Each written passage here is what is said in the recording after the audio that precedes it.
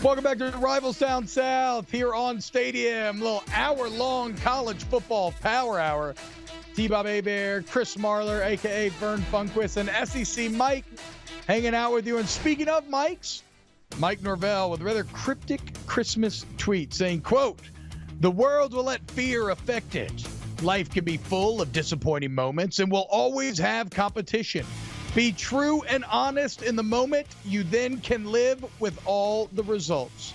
Excited and grateful for each opportunity." Hashtag keep climbing. Hashtag we got all we need. Now, that last hashtag is going to be especially put to question as going into this Orange Bowl against the Georgia Bulldogs.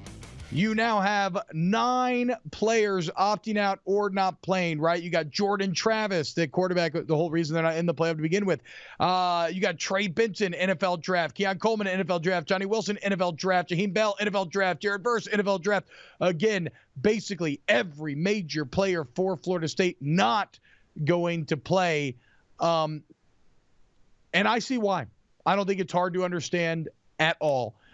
This is a Florida State team that got broken by what happened to them. And I think you're lying to yourself or have a psychopathic level of lack of empathy if you can't understand why, after going undefeated and winning their conference with a third-string quarterback, they wouldn't feel some type of way about just not getting a chance to play for a national championship.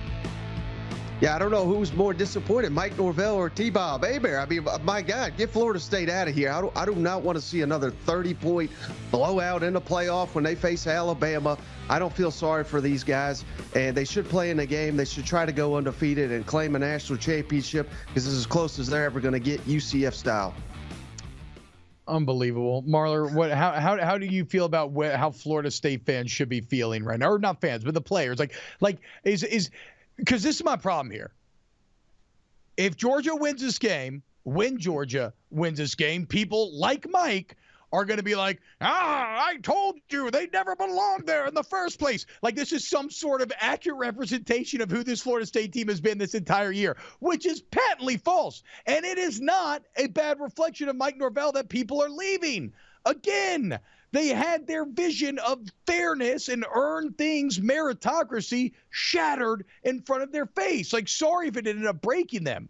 But of course it did. If they were in the playoffs, everybody I just mentioned would be playing this game. So miss me with any of these post-game takes that, I told you Florida State sucked after Georgia just completely dominates them, Chris. Yeah, so yesterday was Christmas, and I had to spend it with my family. So please stop yelling, for one, because it's giving me PTSD to that. Two, listen, diehard Bama fan my whole life. Try to be as objective as possible. Everybody, I say that all the time, even like on our own podcast. But I will tell you this: I was shocked that Florida State was not in the playoff, and I think that they deserve to be in the playoff because they did everything they were supposed to do. They did everything they were supposed to do. And my co-host said it best. He said, Tyler Huck, a huge FSU guy, he said, What the committee is telling you is that if you don't play in the Big Ten or the SEC, you don't matter. And I know that like you can put our chest all we want.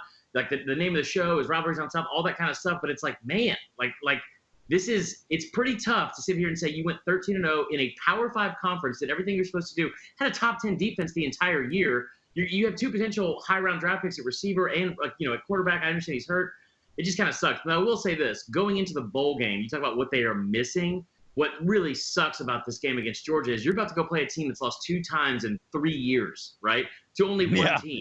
And you're going to be missing 80. I said this earlier. You're missing 85.8% of your total offense. You're missing 70.5% of their total touchdowns.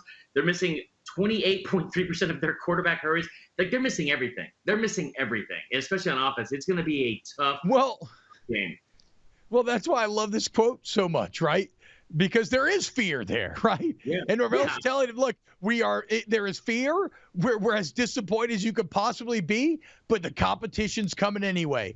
And we may get our ass kicked, but all we can do is be true and honest in the moment and just try to do the most with it that you can. So we'll see. Mike, I just hope, I'm sure you watch It's a Wonderful Life this Christmas season.